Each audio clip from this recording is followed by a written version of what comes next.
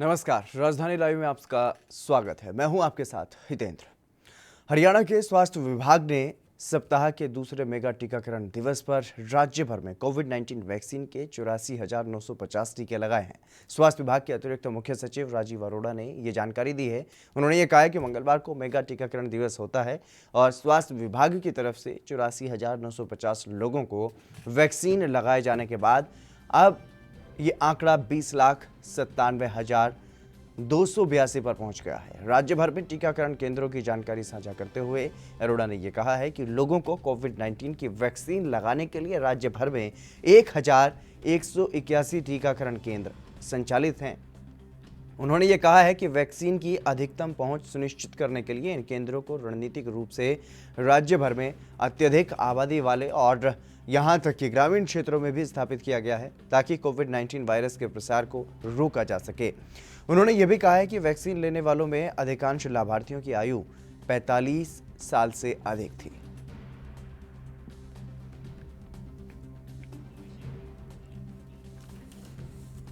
अभिषेक तक्षक हमारे संवाददाता हमारे साथ जुड़ गए अधिक जानकारी के साथ। अभिषेक, क्या कुछ जानकारी है? जिस तरीके से हरियाणा में एक बार फिर से कोरोना के मामले अब लगातार बढ़ने लगे हैं और कल अगर बात की जाए तो वैक्सीनेशन को लेकर के एक बड़ा दिन था, टीकाकरण दिवस के रूप में मनाया जाता है मंगलवार को, और दूसरी तरफ स्वास्थ्य मंत्री, केंद्रीय स्वास्थ्य मंत्री के साथ भी बातचीत हुई है। क्या कुछ रहा है कल के दिन में? जी बिल्कुल, देखिए जो टीकाकरण का जो मुहिम है वो हरियाणा में तेजी से चलाई जा रही है। सरकार की ओर से ये दावा किया गया और उनकी ओर से जो जानकारी दी गई उसके हिसाब से जो है 1181 जो है टीकाकरण केंद्र संचालित किए गए थे बीते मंगलवार, जो कि कल था। और वहीं जो सोमवार और मंगलवार हफ्ते में इस तरह का 2 दिन जो निर्धारित किए गए, जो मेगा टीकाकरण दिवस के रूप में मनाए जाते हैं, जिसमें जो ये अभियान है, टीकाकरण अभियान जिसको कहें, वो बड़े लेवल पर किया जाता है। और इस समय जो है मौजूदा स्थिति में जो कल मंगलवार को 84,950 लोगों को जो है वैक्सीन का जो है टीका हरियाणा में दिया गया। और अब जो लगभग टोटल जो अब इसके बाद जो है 20,97,282 का जो आंकड़ा जो है टीकाकरण जो लोगों को टीका जो है लगाया जा चुका है। तो इस तरह 1181 जो केंद्र संचालित किए गए, तो उसमें जो है मेन जो फोकस है वो ग्रामीण इलाकों में जो ज्यादा रखा गया, क्योंकि ग्रामीण इलाकों तक जो है किसी ये जो कोरोना संक्रमण है वो ना फैले और शहर तक ही सीमित रहे। और शहर में भी जो है ये वैक्सीन का जो कार्य है वो तेजी से अमल में लाया जा रहा है, ताकि जो नियंत्रण जो है इस कोरोना संक्रमण पे पाया जा सके। तो तमाम जो एहतियात के तौर पर जो है और वैक्सीनेशन और वहीं जो टेस्टिंग जो है लगातार हरियाणा प्रदेश में की जा रही है। और वहीं जो इसमें राजीव अरोड़ा जो हेल्थ के एसीएस है, उनकी ओर से कहा गया है कि 1,90,279 हेल्थ केयर वर्कर्स जो हैं उनको उनको जो है अभी तक टीका लग चुका है।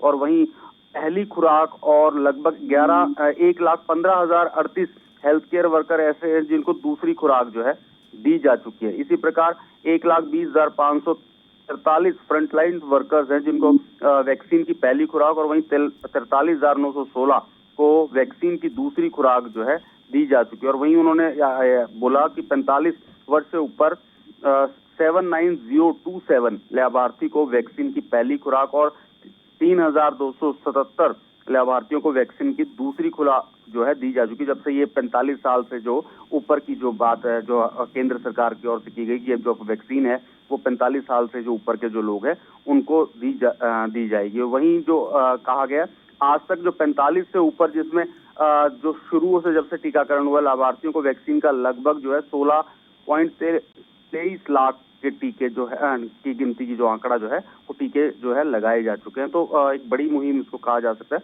प्रदेश में लगातार जो है बड़े लेवल पे जो टीकाकरण अभियान जो है उसको चलाया जा रहा है। जी अभिषेक, इसके अलावा अगर बात की जाए, क्योंकि कल जिस तरीके से केंद्रीय स्वास्थ्य मंत्री के साथ जो हरियाणा के स्वास्थ्य और गृह मंत्री अनिल विज, उनकी भी बातचीत हुई है, उसके बाद गृह मंत्री अनिल विज ने क्या कुछ दिशा निर्देश दिए हैं ताकि कोरोना को रोका जा सके, क्योंकि बड़ी संख्या में एक बार फिर से हरियाणा में भी फैल रहा है कोरोना? जी बिल्कुल, उन्होंने कहा कि कोरोना की जो है ये दूसरी जो लहर है वो शुरू हो चुकी है।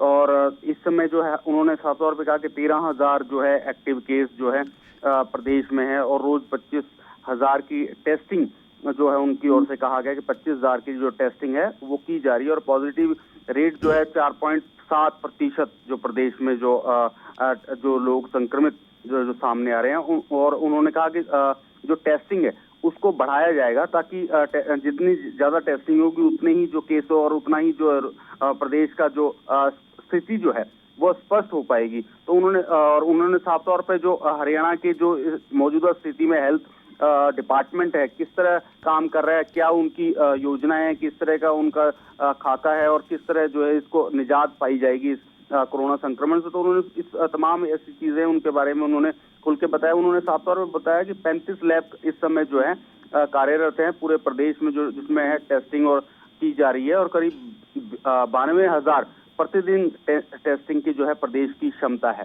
और आइसोलेशन वार्ड और वेंटिलेटर, सामान्य बेड, ऑक्सीजन सुविधा युक्त बेड और आईसीयू दवाइयां तथा उपकरणों की संख्या पर्याप्त मात्रा में जो है प्रदेश में इस समय मौजूद है। और वहीं वैक्सीनेशन का भी उन्होंने साफ तौर पर कहा कि जो वैक्सीन जो मुहिम चलाई जा रही है, तो पर्याप्त वैक्सीन इस समय जो है प्रदेश में मौजूद है, और वैक्सीनेशन का जो अभियान है वो इसी तेजी से जो है चलाया जाता रहेगा, क्योंकि ताकि जो है संक्रमण को जो है रोका जा सके। जी हितेंद्र। वहीं अगर सावधानी की बात की जाए, क्योंकि सख्ती बरतने की बात बार बार कही जा रही है गृह मंत्री अनिल विज की तरफ से कि सख्ती बढ़ाई जा सकती है, अभी लॉकडाउन पर विचार नहीं है, तो क्या कुछ इस बारे में दिशा निर्देश, क्या कुछ जानकारी है किस तरीके से आगे सख्ती बढ़ाई जाएगी, और कोरोना की जो गाइडलाइंस है उसका पालन करवाने के लिए क्या कुछ दिशा निर्देश गृह मंत्री की तरफ से दिए गए?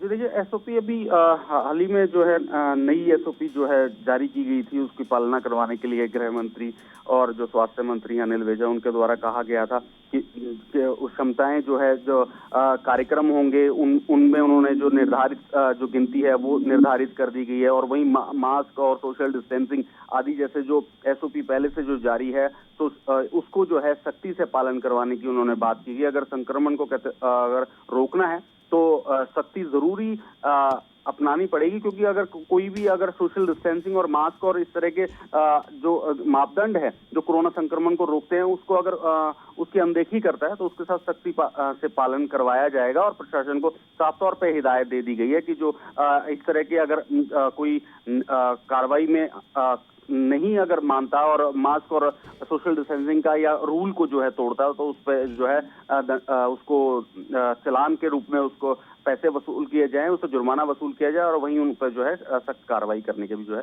हरियाणा सरकार की ओर से निर्देश दिए गए हैं। जी अभिषेक, तमाम जानकारी देने के लिए बहुत शुक्रिया आपका। तो लगातार जिस तरीके से कोरोना के मामले बढ़ रहे हैं, हरियाणा में भी अब दूसरी लहर का जो असर है वो देखने को मिल रहा है, और इसी को देखते हुए लगातार जो वैक्सीनेशन का काम है उसमें तेजी लाने की पूरी कोशिश की जा रही है, और 84,950 लोगों को टीका लगाया गया है। जिस तरीके से मेगा अभियान हरियाणा में चल रहा है वैक्सीनेशन को लेकर के, और उसी दिशा में आगे भी दिशा निर्देश जो है वो दिए गए हैं।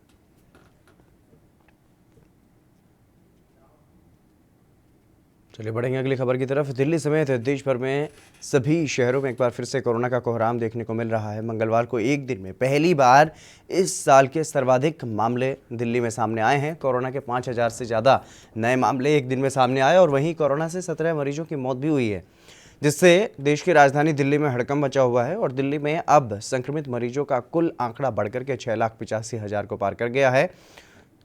और वहीं अगर बात की जाए तो पॉजिटिविटी रेट भी बढ़कर के 4.93% पर पहुंच गया है, और सोमवार को 3,548 मरीजों में कोरोना संक्रमण की पुष्टि हुई थी, जो कि मंगलवार को 5,100 पर जाकर के रुकी। और दिल्ली सरकार के स्वास्थ्य विभाग की ओर से मंगलवार को हेल्थ बुलेटिन जो जारी किया गया है उसके अनुसार बीते 24 घंटे में जहां कोरोना के 5,100 नए मरीज सामने आए हैं, वहीं 17 और मरीजों की मौत के बाद मृतकों का कुल आंकड़ा बढ़कर के अब 11,113 हो गया है। और बुलेटिन के अनुसार 2,340 मरीज कोरोना मुक्त होकर के जो ठीक हो गए हैं कोरोना से, वो अपने घरों की तरफ गए हैं।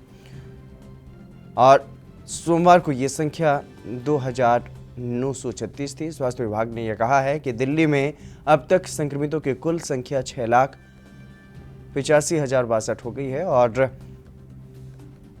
8,871 मरीज होम आइसोलेशन में हैं। राजधानी में अब कोरोना वायरस संक्रमण के एक्टिव केस बढ़कर के 17,332 हो गए हैं। वहीं अब तक कुल 56,617 मरीज इस महामारी को मात दे करके कोरोना मुक्त हो चुके हैं।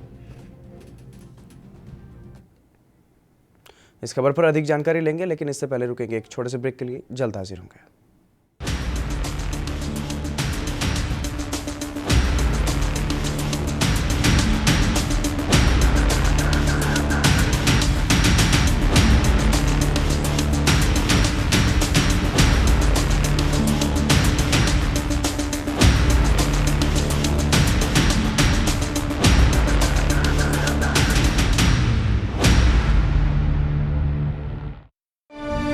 ਭੋਗਪੁਰ ਖੰਡ ਮਿੱਲ ਦੀ ਸਮਰੱਥਾ ਨੂੰ ਦੁੱਗਣਾ ਕੀਤਾ।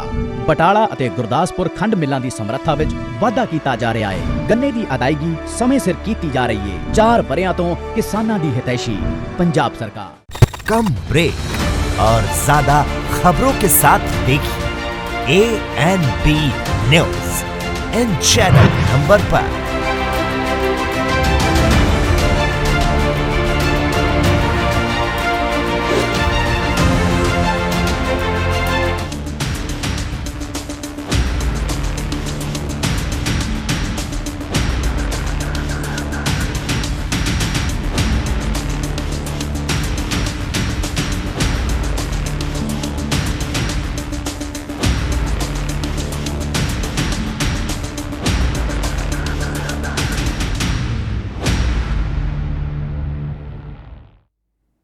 ब्रेक के बाद एक बार फिर से आप सभी का स्वागत है। हम बात कर रहे थे दिल्ली में बढ़ रहे कोरोना के कहर की, क्योंकि जिस तरीके से एक दिन में 5,000 से ज़्यादा मामले सामने आए हैं, उससे पहले ही दिल्ली सरकार की तरफ से भी महत्वपूर्ण कदम जो है वो उठाया गया है। नाइट कर्फ्यू लगाया गया है। उसके बारे में क्या कुछ जानकारी दी है पुलिस अधिकारी ने, पहले वो आपको सुनवाते हैं। अथॉरिटी DDMA ने कोरोना की बढ़ती संख्या को देखते हुए दिल्ली में रात 10 बजे से सुबह 5 बजे तक नाइट कर्फ्यू का आदेश दिया है। इस संबंध में आदेश आज जारी किए गए। दिल्ली पुलिस इसे सख्ती से लागू करेगी। आदेश में उल्लेखित छूट वाली श्रेणियों को ही छूट मिलेगी। सभी संबंधितों को DDMA के आदेश में दिए गए प्रतिबंधों का कड़ाई से पालन करना होगा। दिल्ली पुलिस ने पहले भी आवश्यक सेवाओं वस्तुओं में लगे व्यक्तियों के आवागमन के लिए मूवमेंट पास जारी किए थे। मांग पर नए सिरे से मूवमेंट पास फिर से जारी किए जाएंगे। इसके लिए आवेदन करने वाले दिल्ली पुलिस की वेबसाइट पर भी जा सकते हैं। सभी क्षेत्र के अधिकारी DDMA आदेश को लागू कराने और छूट प्राप्त श्रेणियों की सुविधा के लिए अपने अधिकार क्षेत्र में। चलिए, इस खबर पर अधिक जानकारी के साथ हमारे संवाददाता राजीव तिवारी हमारे साथ जुड़ गए हैं। राजीव, क्या कुछ जानकारी है? लगातार जिस तरीके से कोरोना का कहर बढ़ रहा है, अब तो 5,000 से ज़्यादा एक दिन में मामले सामने आए और दूसरा नाइट कर्फ्यू भी लागू किया गया है दिल्ली में, क्या कुछ स्थिति कोरोना को लेकर? देखिए, बिल्कुल जिस तरीके से लगातार जो कर्फ्यू कहर है वो बिल्कुल बढ़ता चला जा रहा है। पूरे देश के अंदर भी जिस तरीके से लगातार कोरोना की जो स्थिति है वो बढ़ती चली जा रही है। मगर जिस तरीके से बात करें दिल्ली के अंदर भी 24 घंटे के अंदर 5,000 से ज्यादा के आंकड़े आना कहीं ना कहीं दिल्ली सरकार की मुश्किलें खड़ा करता है। और इसी के मद्देनजर रखते हुए दिल्ली सरकार ने नाइट कर्फ्यू का ऐलान नहीं कर दिया है। यहाँ तक कि DM और DCP दोनों को ऑर्डर दे दिए गए हैं और लगातार कोशिश की जाएगी कि नाइट कर्फ्यू यानी कि रात 10 बजे से लेकर सुबह 5 बजे तक किसी भी व्यक्ति का बाहर निकलना अनिवार्य नहीं है। मगर अगर किसी व्यक्ति को बाहर निकलना होता है या फिर कोई अधिकारी है या फिर पुलिसकर्मी है या फिर मीडिया के लोग हैं या फिर मेडिकल के डिपार्टमेंट के लोग हैं, उनको भी अपना आई कार्ड दिखाना होगा तो ही जा सकते हैं। अगर अभी आई कार्ड नहीं दिखाएंगे तो उनको जाने नहीं दिया जाएगा और कहीं ना कहीं उनके ऊपर कार्रवाई की जाएगी। मगर जिस तरीके से लगातार दिल्ली के अंदर कोरोना का कहर बढ़ रहा है तो कहीं ना कहीं दिल्ली सरकार की मुश्किलें भी बढ़ती नजर आ रही है। मगर दिल्ली सरकार निरंतर टेस्टिंग की जो प्रक्रिया है उसको बढ़ाती चली जा रही है और कहीं ना कहीं कोशिश यही की जा रही है कि ज्यादा से ज्यादा संख्या के अंदर ज्यादा से ज्यादा लोगों को टेस्टिंग हो ताकि कोरोना जैसी महामारी से बच सके। मगर एक चीज और स्पष्ट है, इसके अंदर दिल्ली सरकार ने केंद्र सरकार से गुहार और लगाई है कि केंद्र सरकार जो 45 साल से ऊपर के लोगों के लिए टीकाकरण दे रहा है उसके लिए कहीं ना कहीं 45 साल से नीचे के लोगों के लिए भी अब टीकाकरण की जो प्रक्रिया है वो अपनाई जाए और लोगों को ज्यादा से ज्यादा टीकाकरण जो है वो लगाया जाए। मगर जिस तरीके से बात करें दिल्ली सरकार की जो अस्पतालों की, तो अस्पतालों के अंदर अभी स्थिति बिल्कुल सामान्य है और कंट्रोल में है। मगर जिस तरीके से आंकड़े बढ़ रहे हैं उससे कहीं ना कहीं दिक्कतें जरूर आ सकती है और अस्पतालों के अंदर भी वेंटिलेटर की और बेडों की कमी हो सकती है। जी जी बिल्कुल राजीव, जिस तरीके से लगातार अगर बात की जाए, कोरोना का कहर लगातार बढ़ रहा है और सरकार सख्ती भी बरत रही है, लेकिन उसके बावजूद भी बड़ी संख्या में कोरोना के जो सक्रिय मरीज हैं, जो कोरोना संक्रमण की चपेट में आ रहे हैं, वो एक बड़ी संख्या सामने आ रही है। क्या कुछ वजह इसके पीछे समझी जा रही? देखिए बिल्कुल जिस तरीके से बाजारों के अंदर भीड़ है तो उससे कहीं जो कोरोना की जो रफ्तार है उसमें इजाफा होता चला जा रहा है, क्योंकि जैसे ही दिल्ली सरकार ने होली के मद्देनजर रखते हुए कहीं ना कहीं अधिकारियों को ऑर्डर दिया था कि बाजारों में सख्ती करें और कहीं ना कहीं जो लोग सोशल डिस्टेंसिंग का पालन नहीं करते हैं, जो मास्क नहीं लगा रहे, उसके ऊपर जुर्माना भी करें। कहीं ना कहीं सिविल डिफेंस के द्वारा तरफ से 2,000 रुपए का जुर्माना जो मास्क नहीं लगा रहे थे उसके लिए किया भी जा रहा था, मगर बाजारों के अंदर जितनी सख्ती होनी चाहिए थी वो अधिकारियों की तरफ से देखने को नहीं मिली और जिसकी वजह से कहीं ना कहीं कोरोना की जो रफ्तार है उसके अंदर इजाफा हुआ और अब कहीं ना कहीं 24 घंटे के अंदर जो 5,000 से आंकड़े ज्यादा के आंकड़े आ रहे हैं वो स्थिति बिल्कुल चौंकाने वाली है और दिल्ली सरकार इसके लिए निरंतर कोशिश करती रही है, मगर कहीं ना कहीं जो लापरवाही है वो दो तरफों से है। एक अधिकारियों की तरफ से जो जिनको कहा गया है कि बाजारों के अंदर और अधिकार सख्ती बरतनी है और दूसरा जनता, यानी जनता भी कहीं ना कहीं इसके अंदर अपना योगदान दे रही है और सोशल डिस्टेंसिंग बिल्कुल नहीं कर रही है, मास्क का यूज नहीं कर रही है और जिसकी वजह से कोरोना की जो रफ्तार है वो बढ़ती चली जा रही है। मगर दिल्ली सरकार की जो गाइडलाइन है उसके हिसाब से चले तो कहीं ना कहीं बाजारों के अंदर सख्ती होनी चाहिए थी, चाहे वो दिल्ली पुलिस के द्वारा हो या एसडीएम के द्वारा हो, सख्ती जरूर होनी चाहिए थी, मगर अभी भी बाजारों के अंदर सख्ती नहीं देखने को मिल रही है। जी राजीव, आप बने रहिएगा हमारे साथ। एक और महत्वपूर्ण सवाल कि आखिरकार जिस तरीके से नाइट कर्फ्यू लागू किया गया है उसमें अगर किसी को ज़रूरत पड़ती है तो वो किस तरीके से अपना पास जो है वो बनवा सकता है, किस तरीके से निकल सकता है, इसका जवाब भी लेंगे, लेकिन फिलहाल वक्त एक छोटे से ब्रेक का, जल्द हाजिर होंगे।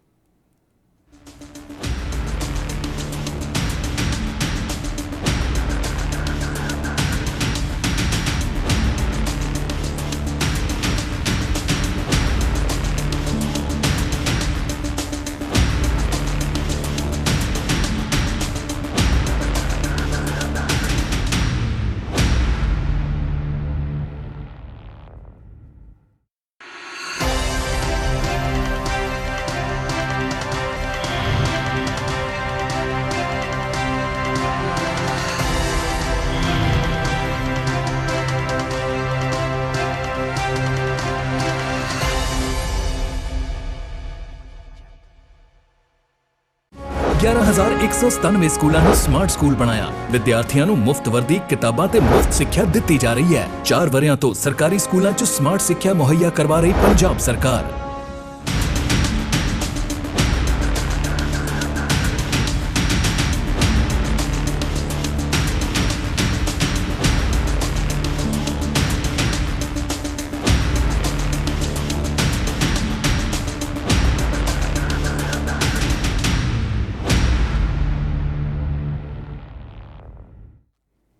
ब्रेक के बाद एक बार फिर से आप सभी का स्वागत है। कोरोना का कहर लगातार बढ़ रहा है और दिल्ली में नाइट कर्फ्यू भी लागू किया गया है।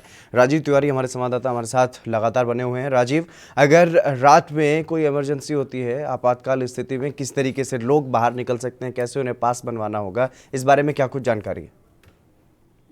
जिस तरीके से बात करें नाइट कर्फ्यू के दौरान अगर किसी को इमरजेंसी है या फिर कहीं जाना है या फिर कहीं अस्पताल जाना है तो उनके लिए छूट जरूर दी गई है, मगर दिल्ली पुलिस की तरफ से ई पास का इंतजाम किया गया है, यानी कि ऑनलाइन पास का इंतजाम किया गया है और जो भी व्यक्ति अगर बाहर निकलना चाहता है या फिर कहीं ड्यूटी करने जाना चाहता है या जिसकी नाइट ड्यूटी चल रही है वो अपना ई पास बनवा सकता है। मगर जो अधिकारी हैं यानी कि पुलिसकर्मी हैं या फिर मेडिकल के डिपार्टमेंट के लोग जुड़े हुए हैं या फिर मीडिया के जो लोग हैं वो अपना आई कार्ड दिखा के जरूर जा सकते हैं, मगर रात के समय नहीं निकलने दिया जा रहा है, क्योंकि जिस तरीके से सिर्फ इमरजेंसी सेवाओं को ही चालू किया जा रहा है, क्योंकि जिस तरीके से मीडिया कर्मी है वो अपने कवरेज करने जाते हैं या फिर कहें मेडिकल डिपार्टमेंट के लोग हैं वो अपने कवरेज अपने काम के लिए जाते हैं, तो कहीं ना कहीं उनके लिए जरूर छूट दी गई है। मगर जिस तरीके से आम जनता की बात करें, आम जनता को कंट्रोल करने के लिए ही नाइट कर्फ्यू लगाया गया है, मगर देखना होगा कि नाइट कर्फ्यू से कितना असर पड़ सकता है, क्योंकि अभी के जो आंकड़े हैं 24 घंटे के वो कहीं ना कहीं चौंकाने वाले हैं। मगर देखना होगा कल रात से और आज यानी कि आज तक कितने 24 घंटे के अंदर आंकड़े आते हैं। अगर नाइट कर्फ्यू से फर्क पड़ता है तो कहीं ना कहीं इसको जारी रखा जाएगा और ये नाइट कर्फ्यू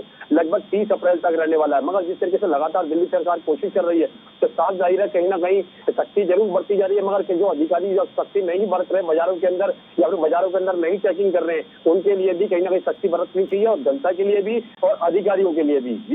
जी राजीव, तमाम जानकारी देने के लिए बहुत शुक्रिया आपका। तो लगातार जिस तरीके से दिल्ली में कोरोना के मामले बढ़ रहे हैं और उसको लेकर के नाइट कर्फ्यू दिल्ली में लगाया गया है, लेकिन अगर किसी को ज़्यादा ज़रूरी है आपातकाल स्थिति में वो नाइट कर्फ्यू में निकलने के लिए पास भी बनवा सकते हैं, इसकी सुविधा भी दी गई है। और कोरोना से रोकथाम के लिए तमाम तरह के कार्यक्रम जो हैं वो चलाए जा रहे हैं और सावधानी और एहतियात के तौर पर इस तरीके के कदम जो है वो उठाए जा रहे हैं।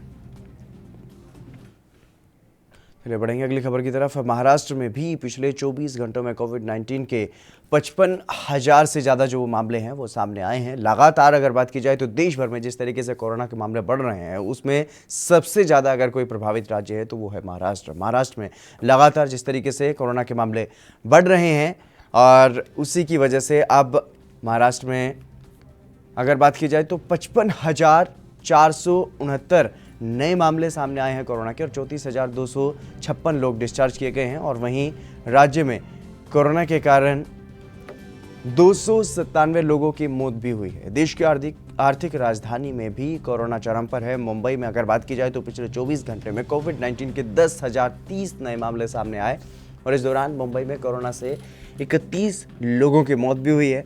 अकेले मुंबई में कोरोना के कुल मामलों की संख्या 4,72,332 हो गई है और उत्तर मुंबई के मलाड, कांदिवली, बोरीवली और दहिसर नए हॉटस्पॉट बन रहे हैं।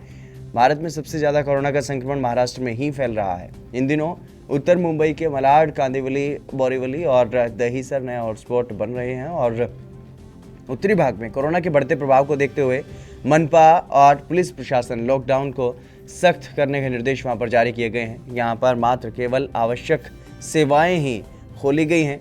बता दें कि कांदिवली से लेकर के दहिसर तक कई परिसर को कंटेनमेंट जोन घोषित किया जा चुका है।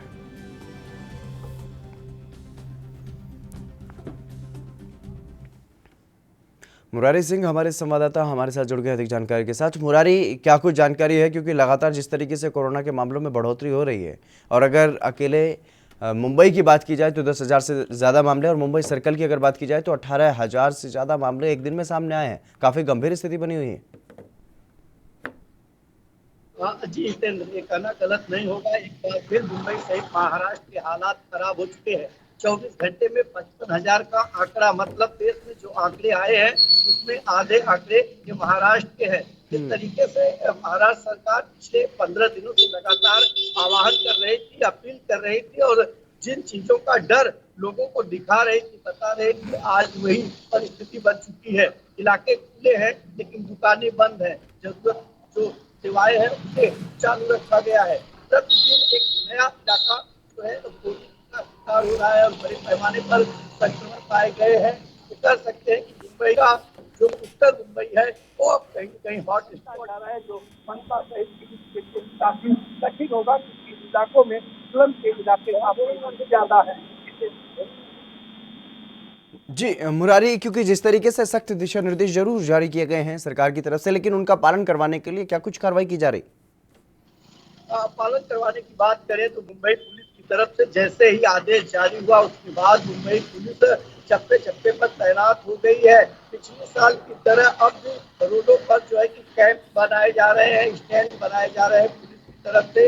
वहाँ पर टेबल कुर्सी लगाई जा रही है, बाकायदा पुलिस के जवान वहाँ पर तैनात हो रहे हैं और समय से पहले ही सारी चीजों को बंद कराई जा रही है। आने जाने के वाले लोगों के ऊपर नजर रखी जा रही है, पूछा जा रहा है, जरूरत रहने पर ही उन्हें आगे जाने दिया जा रहा है। तो लगातार जिस तरीके से अब पुलिस नकेल कस रही है, इसे लेकर के कहीं न कहीं लोगों में नाराजगी भी देखी जा रही है, कई जगह विरोध भी हो रहे हैं। लेकिन वास्तव में हितेंद्र, मुंबई सहित महाराष्ट्र की हालत काफी खराब हो चुकी है। लेकिन अभी भी मुरारी, जिस तरीके की तस्वीरें सामने आ रही हैं उसमें ऐसा लग रहा है कि कहीं ना कहीं कोरोना गाइडलाइंस का पालन पूरी तरह से नहीं हो पा रहा है, जिस वजह से ये जो मामले हैं वो इतनी बड़ी संख्या में सामने आ रहे हैं। हितेंद्र, कहना गलत नहीं होगा। लापरवाही जितनी जनता की तरफ से हो रही है उतनी लापरवाही प्रशासन की तरफ से हो रही है। गाइडलाइन जारी किए गए हैं, बावजूद उसके हर जगह भीड़ देखी जा रही है, सोशल डिस्टेंसिंग की धज्जियां उड़ाई जा रही है। अगर बसों की बात करें तो उसमें जो गाइडलाइन बनाए गए हैं उसके खिलाफ वहां पर काम चल रहे हैं। लगातार नियमों के उल्लंघन हो रहे हैं और यही वजह है कि हितेंद्र, आंकड़ा कहीं से कम नहीं हो रहा है। अगर एक दिन पहले की बात करें तो 47,000 के आंकड़े महाराष्ट्र में थे और महज 24 घंटे में 55,000 से भी ज्यादा पॉजिटिव केस पाए गए हैं। तो अंदाजा लगाइए कि ये लापरवाही का ही खामियाजा जो है कि है जो इतने बड़े आंकड़े बढ़ रहे हैं। और खास करके जो बेड है अस्पतालों की बात करें तो वहाँ भी स्थिति खराब हो चुकी है। बहुत कम ही ऐसे अस्पताल हैं जहाँ पर कुछ बेड बचे हुए हैं। कई ऐसे प्राइवेट अस्पताल हैं जिनके बेड पूरी तरह से फुल हो चुके हैं। जी, वहीं अगर बात की जाए, क्योंकि कल जैसा केंद्रीय स्वास्थ्य मंत्री ने राज्य के स्वास्थ्य मंत्रियों से बात की थी, तो उसमें महाराष्ट्र के स्वास्थ्य मंत्री से भी बातचीत हुई। उसके बाद स्वास्थ्य मंत्री ने क्या कुछ दिशा निर्देश दिए हैं, क्या कुछ जानकारी दी गई है? देखिए, स्वास्थ्य मंत्री के बात होने के बाद थोड़ी सी कड़ाई जरूर देखी गई है मनपा की तरफ से और खास करके मुंबई पुलिस की तरफ से। अस्पतालों में जो कोविड सेंटर थे या पुराने जो कोविड सेंटर थे उन्हें चालू करने के लिए ताबड़तोड़ काम शुरू हो चुके हैं। चाहे वो जम्बो कोविड सेंटर दहसर का रहा हो या बीकेसी का रहा हो या नेस्को का रहा हो, जहाँ पर जो बड़े बड़े जहाँ पर हजारों बेड की व्यवस्थाएं की गई थी उसे फिर से चालू करने के और साथ ही वहाँ पर मेडिकल की सुविधा बढ़ाने की ऐसी तमाम चीजों पर जो है कि स्वास्थ्य मंत्री बात करने के बाद गति को तेज किए हैं।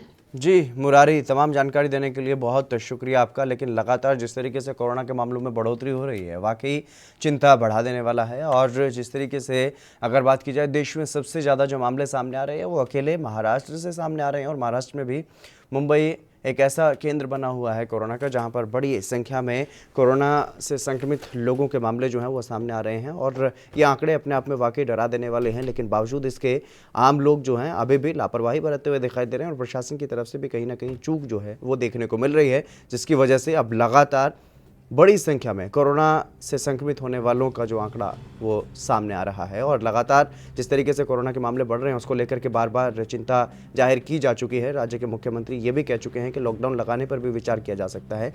लेकिन उसके बावजूद भी लोगों में कुछ ऐसे लोग हैं जो अभी भी लापरवाही बरत रहे हैं और उन्हीं का खामियाजा प्रदेश की जनता को भुगतना पड़ सकता है।